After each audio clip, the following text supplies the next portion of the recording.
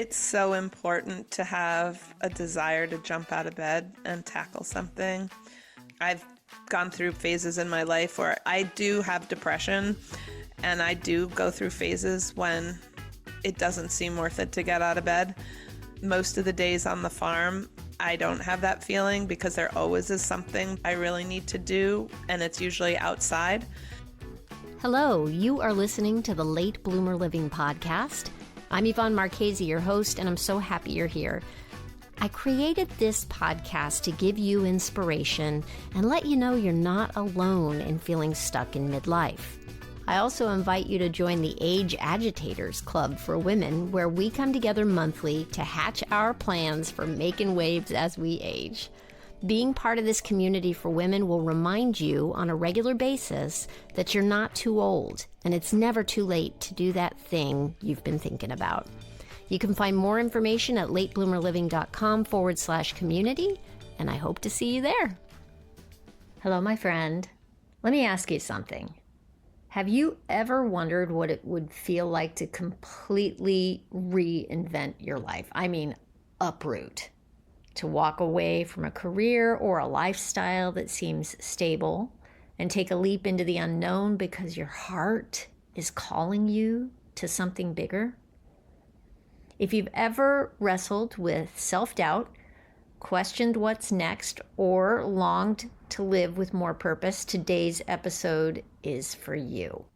I'm talking with Jeanne Blasberg, a woman who's turned uncertainty into opportunity at every stage of her life. She's pivoted from investment banking to being a stay-at-home mom to a published novelist, and now she has recently reinvented herself as a lettuce farmer. And the mission of her farm is to pay young farmers a living wage with good benefits, repair the soil, and provide healthy, nutrient-dense food at affordable prices. And she has found a way to do that as a farm-to-table. She laughs. Jeanne, thank you so much for being with me today. You can straighten me out on anything I got wrong in that intro, but it's great to have you here. And I'm so excited for everything that is part of your story, I have to say. Well, Yvonne, I'm so excited to be here. And the only reason I chuckled is because, yes, that is our mission on this farm. But, it's a grand experiment. So we're in year 1.5. And if all of those things can exist in the same economic model, then God bless this model. Everybody should be doing it. If it's not completely feasible, it might be outside the capitalist ideal, but if it doesn't break even, nobody's going to change their tune around farming in this way that kind of embraces regenerative practices and goes back to the way things were farmed before the big industrial farms kind of took over to feed this growing population our government was worried about feeding in the 50s with a lot of sprays and monocropping. We're trying to go back to the way it was done before that, where it was simpler, self-contained, and people had systems on their farms that didn't rely on chemicals and industrial inputs. How does one go from being a novelist to becoming a farmer? What was the inspiration? Take me back a couple of years or a few years to the germ of the idea. I'd love to. I think the novel writing was instrumental in setting me up for this farm journey in one major way, and maybe two major ways. One is that writing and publishing is not for the faint of heart. Getting into that process, especially putting your work out into the world and being susceptible to reviews and vulnerable to criticism, was you let go of a certain level of fear. You start to develop that muscle that is an inner toughness. You understand that what you're doing might not be everyone's taste, but you're expressing yourself in a way that you find meaningful, and you're trying to connect with readers.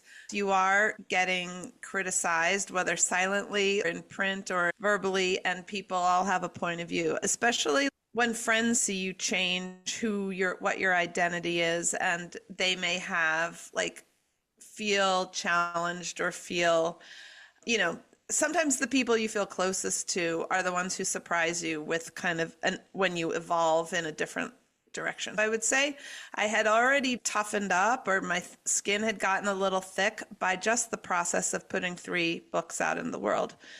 The second way it really empowered my farming is that writing is so solitary.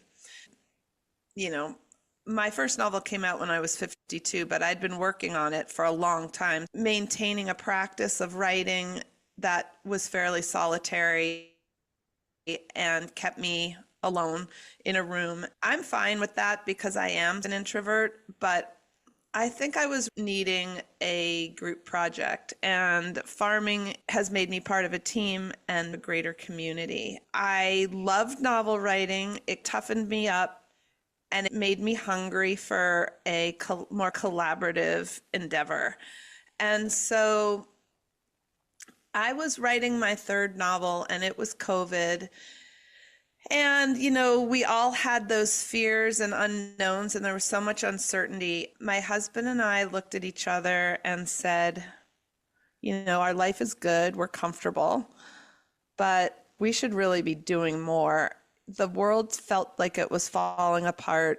The food system and food access and food security was really an issue during COVID, as was, you know, the health crisis kind of shined a light on the most vulnerable folks were folks with diet-related diseases like obesity and diabetes. And then we saw wildfires and the environmental impact of the climate crisis really shine. Being pretty simple people, we thought these things can all go back to the treatment of our soil.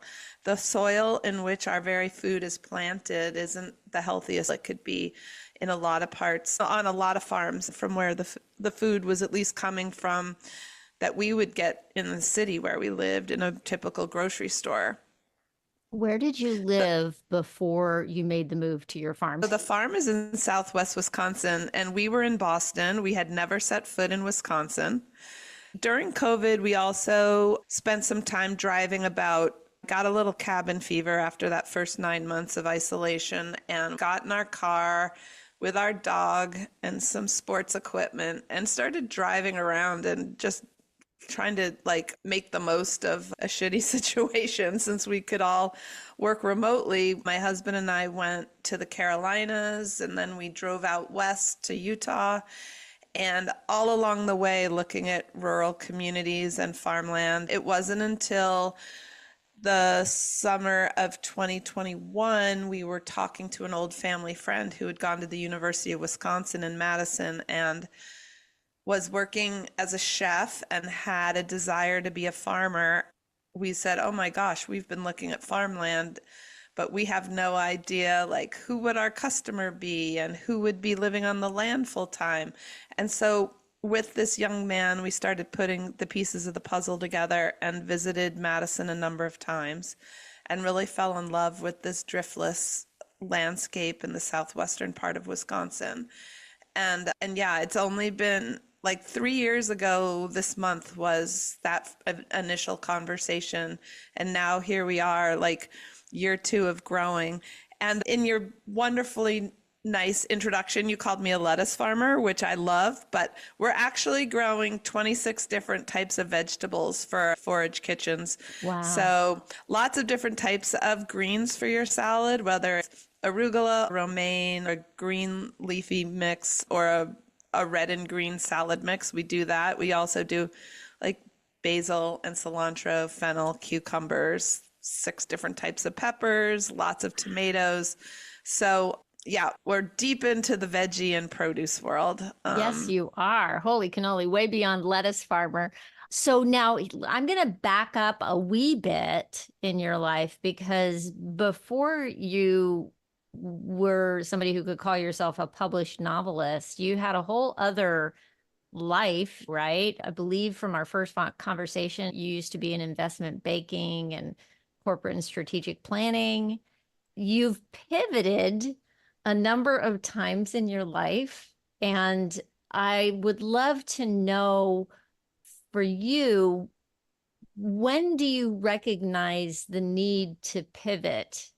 And then how do you move through that change? That's a great question. I can go back to my college graduation year when I was an American Studies major focusing on art history and American art and architecture. I didn't really know what I was going to do with my life, but I wanted to be independent from my parents. There were companies coming on campus and recruiting people, so I threw my resume in. The most lucrative and sought after position, since I'm a competitive person, was one that I received an offer for, which was a investment banking analyst. And this was 1987. And it was a really great firm that I got an offer from, went to their training program and learned everything you needed to know. Although I was always up to my eyeballs and feeling panicked that I was not necessarily cut out for this. I could do it, but with a lot of stress every day. Mm-hmm. And I achieved my goal of being independent and living in New York with 2 roommates and having a lot of fun in my early 20s. But there was always that feeling like this isn't what I'm supposed to do with my life. It's serving its purpose right now. And I learned a lot. I would never change a thing. But sometimes you just know deep down, this isn't why I was put on this planet. There's a lot of people who know how to do this better than I do.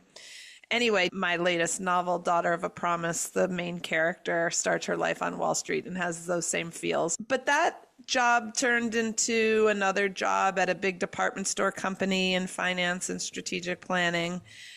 All along, there was this feeling that I was making a good salary and doing my part to pitch in. I got married to my husband, so we were both working and funding our life. And then when we started having kids, I was working outside the home for a while, but when our 3rd child was born and my husband had a job that involved a lot of travel, it just felt too stressful for us to both have really involved careers. So I stayed home and got really involved in the community and focused on my athletics and became chair of U.S. squash, which is a sport I really love.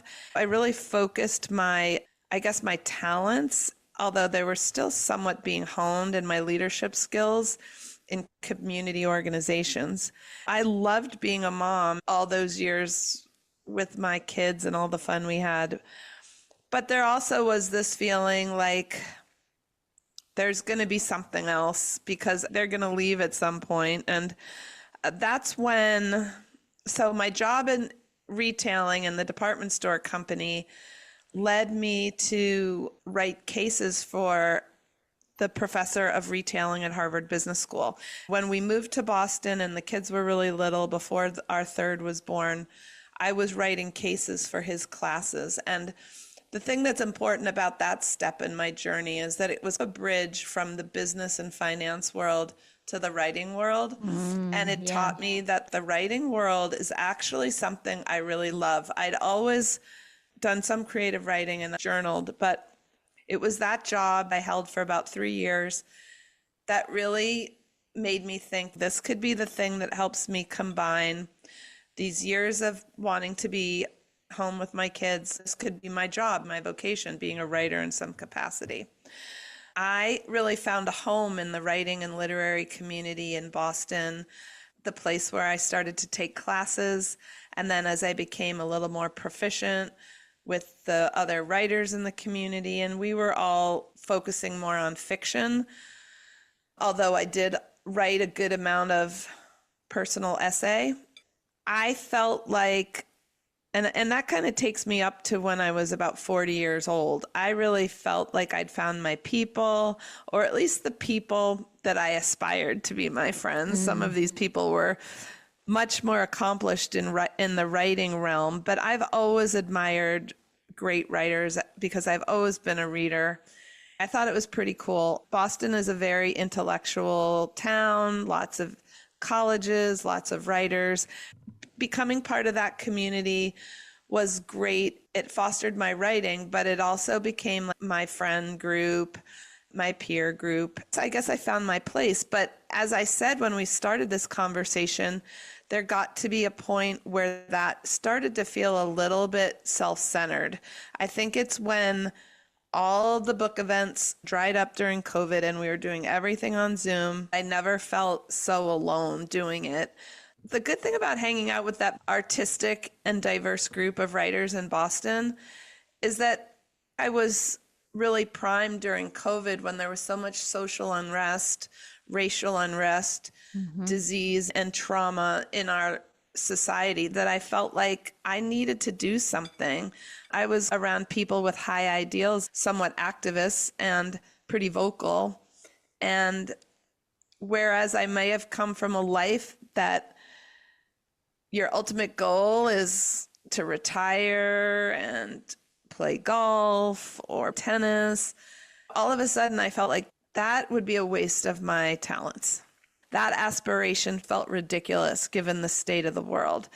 And so I kind of blew things up. I sold our home. I sold a lot of our things. We, as I mentioned, we were making connections with folks in Wisconsin.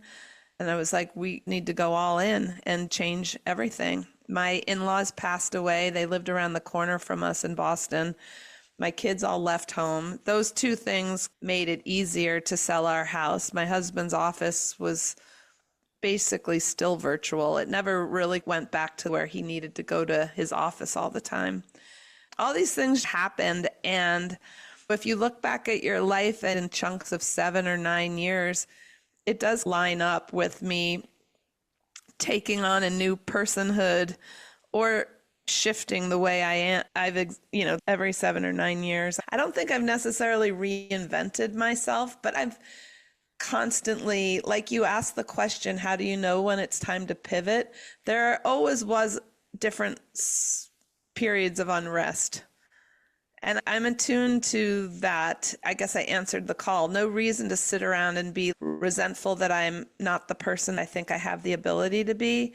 Better to just make the change. And my husband's such a wonderful guy. At one point, I was like, I don't know if he's coming with me, but he's completely game. And we've been great partners and emotional support, having each other. It always feels like home if we're together somewhere. Yeah. There's so much in what you just said. One of the things that I want to ask you about is this idea that you had, which I think a lot of people share, which is this view, for better or worse, of the American dream, which is the retirement and the being able to rest on your laurels when you get to a certain age, that you've earned it or something. I don't know exactly what that is. What was your picture before you had the aha moment around, oh, I'm not going to be happy with that at all? What was your image of yourself as an older person? Yeah. How did you see yourself in the world? Had you continued down that road and gone the traditional route? Yeah. Well, that's a great question. I'm 58 years old. I had my kids when I was fairly young. So now my kids are in their late 20s and early 30s. If you took me back before the pandemic and they were all kind of graduating college and starting out their lives, I would have thought I'd hang out and keep the home fires burning and create a place where they might always want to return. And then at some point they'd settle down and have kids, and I'd be the grandmother who lives nearby. My husband and I would travel. It was very much a hazy picture, but it started to become clear. My kids are all on their own individual journeys, and they're in no rush to settle down and get married or have kids. So that seemed, and they were also in no rush to come home all the time. They want to be all over the world. And a lot of people just, they're exploring. And in a way, their concern about the planet even spurred my concern about the planet even more. And I thought, I think it's a little foolhardy and it might ruin our relationship, as we have such a close family relationship, if all of a sudden my happiness depends on their life decisions, and me being the elder generation that's waiting around for them to create a new purpose for my life. That's my way of saying our kids are really proud of us. So I think we're doing something right there. I am so consumed with life on this farm and my writing and a lot of things we have going on. And they're busy in their lives. I feel like when we get together, we're all sharing stories of our working lives. And it's a much healthier, better connection than you never call, you never visit, that kind of a thing. Also, I must admit that between 2009 and 2012, my husband's job took us to Switzerland, and we lived in Europe for 3 years. And we took such advantage of the travel opportunity. We did have a phase in our life where we were on the go, seeing things all the time.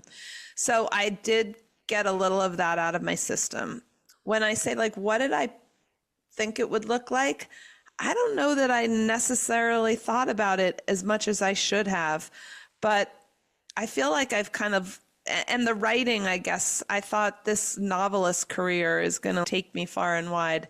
It's, you get out what you put in. It's tough. But like I said, I want to be part of a team, and I do always find myself pretty happy in nature. When I'm not spending time with my kids and my husband, I really do like to just walk and hike and be in the grass or be in the mountains. Are you still playing squash? Because I think you're a two-time national squash champion. Is that right? Yeah, I play just enough to keep the rust off, but not too much that my hips give out, and just enough so that I can still play with my kids. They're very good. There's a single squash, but there's also double squash, and I have 3 kids. If I can be the 4th in a doubles game, that's success for me. I love that. I'm going to turn 60 in 15 months. And so every decade there's a new opportunity at a master's title in the country, in the way the competition works. I'm toying with getting myself pretty tuned up for that year. I love that. Hey, we're going to take a quick break here so I can tell you about an awesome resource that I think you're going to love. Here's the thing. We are always works in progress. Do you find yourself wondering, what do I want to be when I grow up? If so, then I think you're going to want to subscribe to We're All Getting Older, which is a weekly newsletter written by Lou Blazer that's all about continuing to grow and get better in the second half of our lives. We're All Getting Older is a sponsor for this podcast, and I'll tell you, I get so much benefit from reading Lou's newsletter every week, and I think you will too. She writes the newsletter for midlifers who believe in getting better as we get older and making the most of life's second half. So if you want to subscribe to that, it is on Substack, and you can easily find a link to subscribe at loublazer.com. That's loublaser.com. And now back to our regularly scheduled programming. Do you ever limit yourself based on your age? No. I didn't think so. I had a feeling that was going to be your answer. 25 inside. I remember being so infuriated. I think it was like 2018. We went on a trip with a bunch of friends to Patagonia, and we were hiking. When we went to Argentina, there's this glacier that you can hike on, but they won't let you if you're over 50. I guess because they think you're not physically fit enough. Oh my gosh. Wow. And I was like, that was the first time. I was probably 51 or 50 when this happened, but I guess I was probably 52 or 53. I cannot believe somebody's going to tell me that I can't do something. My resting heart rate and my VO2 max and my cardio capacity is still really, really strong. And I threw a fit about that. But so I have a question for you. I mean, you're clearly an athlete, and you always have been, it sounds like. So that's been part of your self-identity and everything else. I think that probably gives you a different take on aging in its own way. But I wondered, when you look back at your family examples ahead of you, your parents, your grandparents, do you feel like they had age is a non-issue type attitude, or was it different somehow? This question really hits at part of my motivation. My grandmother, whom I'm named for, was an amazing gardener. She passed when I was 2. She passed when she was 57. Oh, wow. And my mother loved the outdoors and loved to work in the yard. And also, I just think gardening is something that has been passed in our family, not just to me, but to different aunts and uncles. My mother passed when she was 60. Oh, wow. And so I almost feel the responsibility to do the things in my 60s and 70s and 80s that they got robbed of. My mother died of her own, like, alcoholism and addiction. She had a disease, but I've got something spread out in front of me that my mother and my grandmother didn't have. As I'm approaching the ages, and I've already passed the age my grandmother lived to, and I'm approaching my mother's age when she died, it gives me so much motivation to live a big life for all of us because they would have loved it.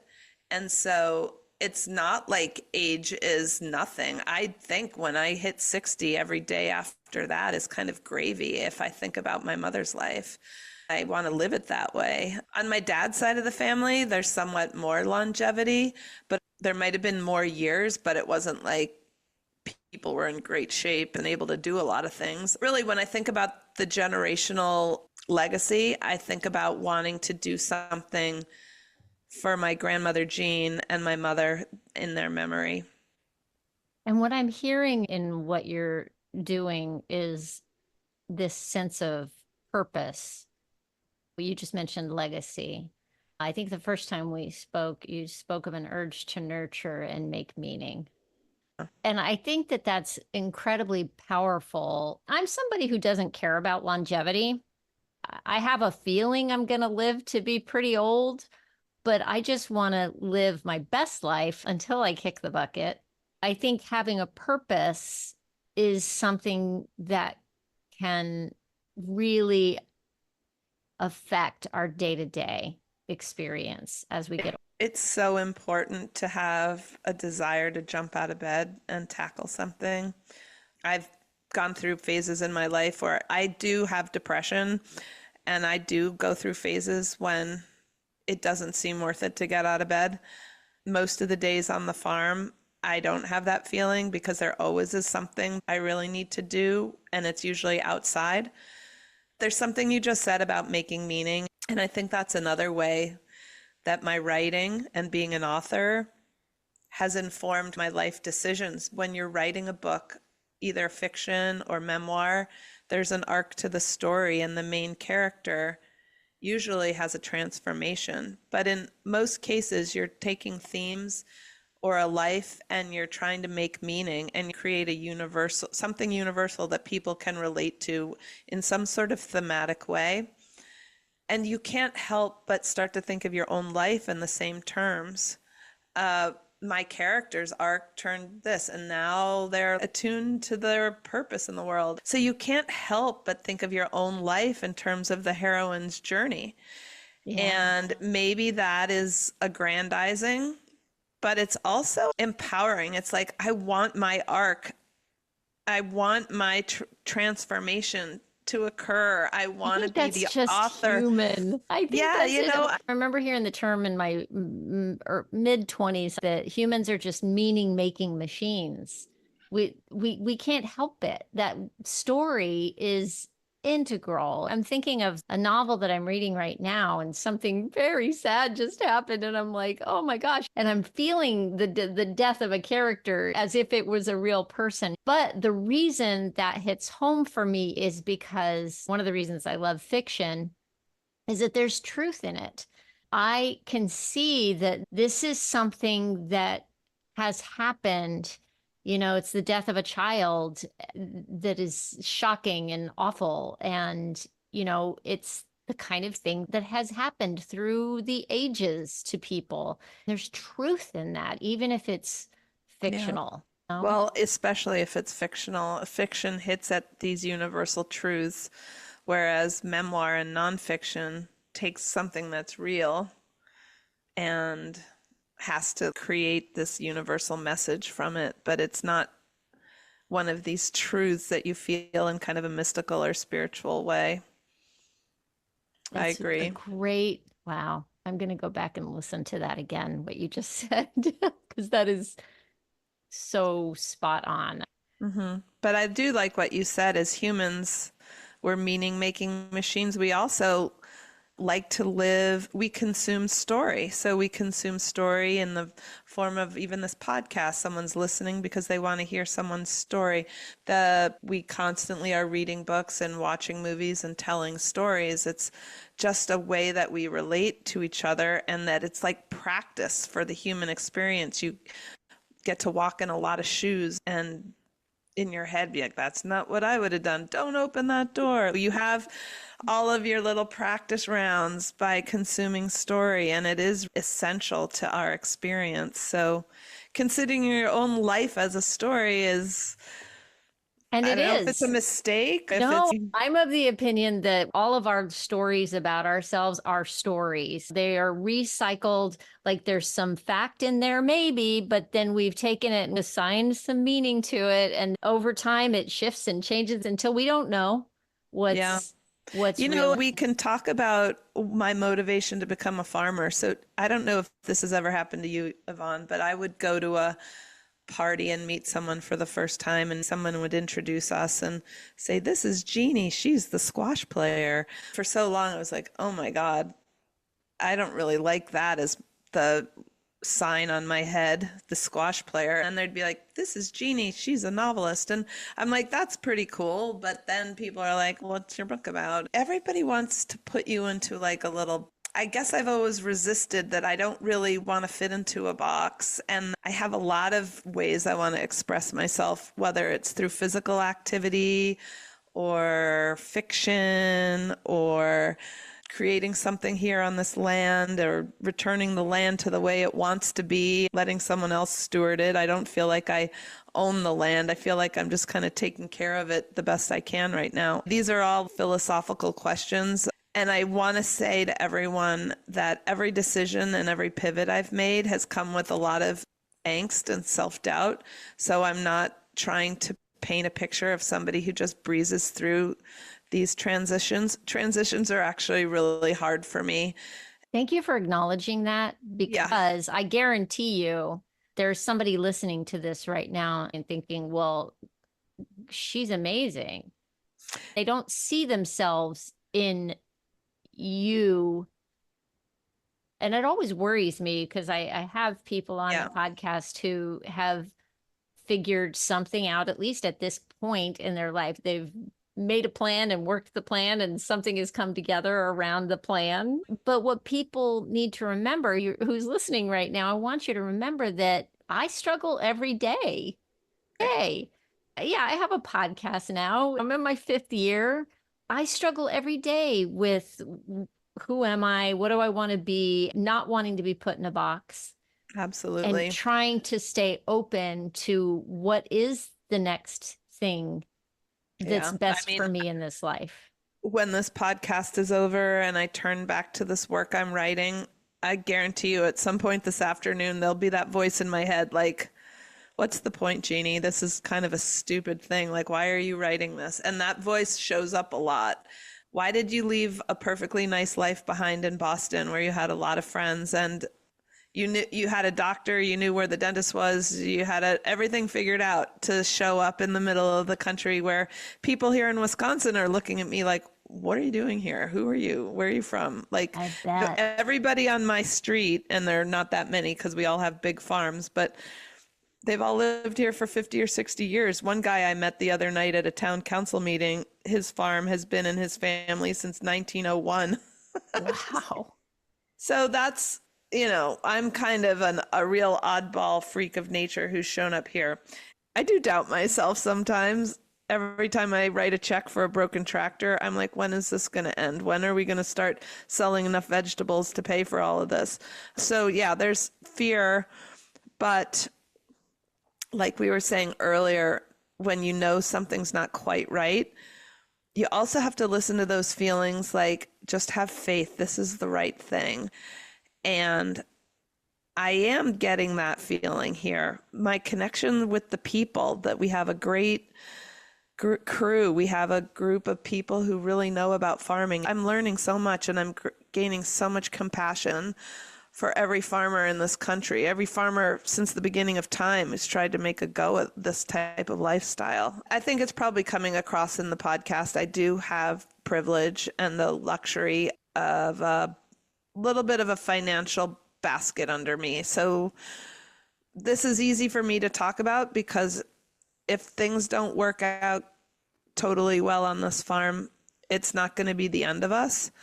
But I will say that we have seriously simplified our lives in order to do this. And there was a feeling of liberation from doing that as well. Every day there's questioning, struggle. Should I be here? I want to visit my kids, but should I stay on the farm? And all sorts of questioning about having left the East Coast. Big seats. It's big seats what you've done, you know, and there's something to be said for just what you were talking about, which is just that feeling.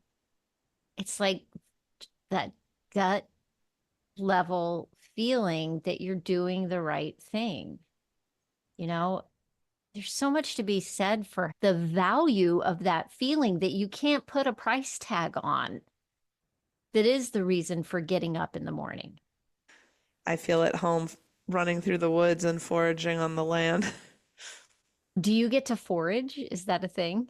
Oh, yes, I because want to learn how to do that. our farm has 420 acres, of which 100 is forest, and we have mushrooms that grow. We also have these blueberry bushes that I think were planted about 60 years ago that just are producing so many blueberries, but also we have mulberry trees and raspberries, wild raspberries, and there's all sorts of wildflowers that grow that are either medicinal or can be used as teas.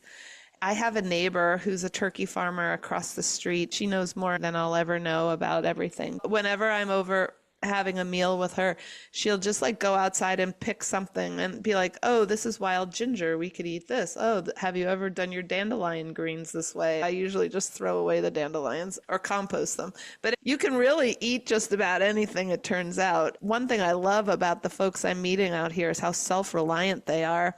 If this is the place I end up when the world comes to the end, I think we're going to do quite well. The land provides, you know, the land really provides. So is somebody teaching you how to forage? I'm serious. I'm dying to learn how to forage.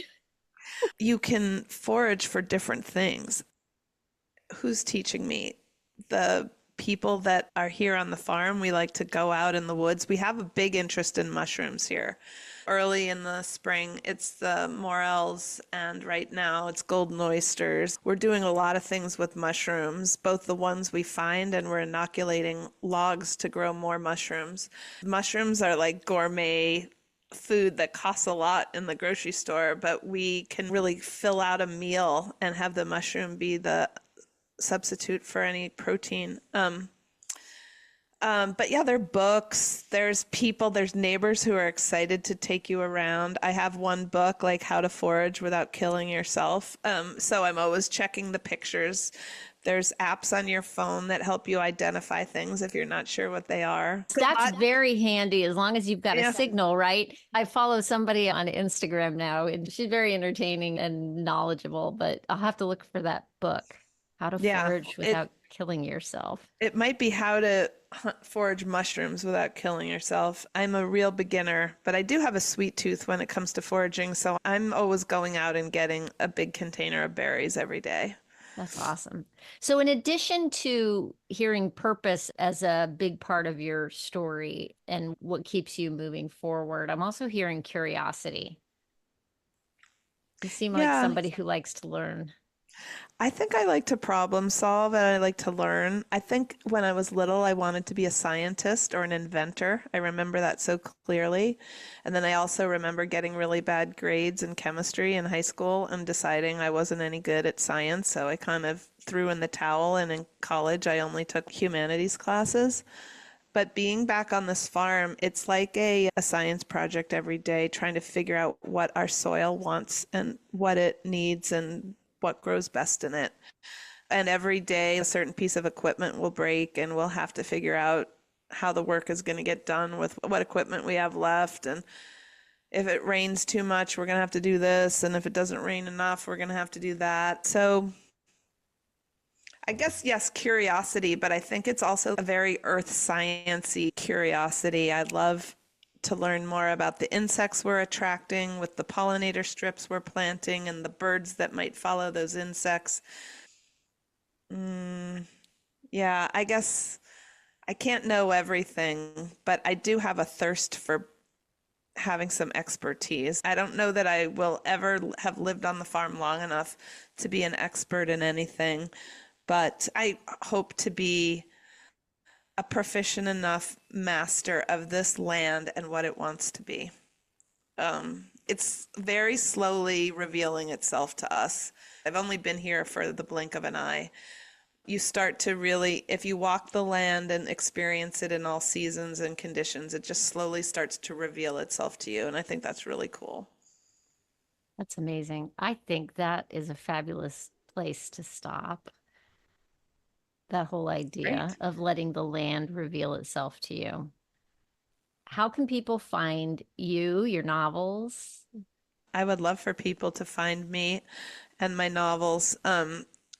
My name is Jeanne Blasberg, and my website is jeanneblasberg.com. On that website, I have links to my novels. My social media presence as well includes a Substack newsletter. I write a essay every month that usually has to do with farming, writing, and living. Our farm is called Flynn Creek Farm. Flynn Creek runs through our farm.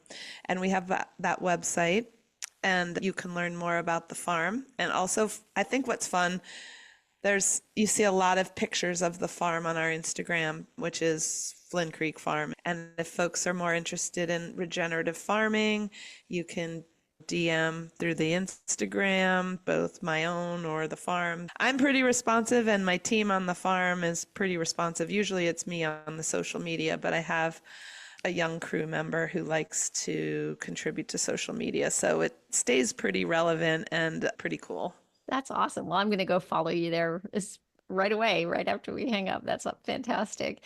I will also have links to all those things in the show notes. So if you're listening and driving right now, don't worry, you can head over and I will have everything for you there so you can find and connect with Jeanne if you need to. Thank you so much for being here and for sharing your story with us. I really appreciate it. And I'm a true believer in late blooming and becoming and kind of just continually evolving to who we're supposed to be on this planet.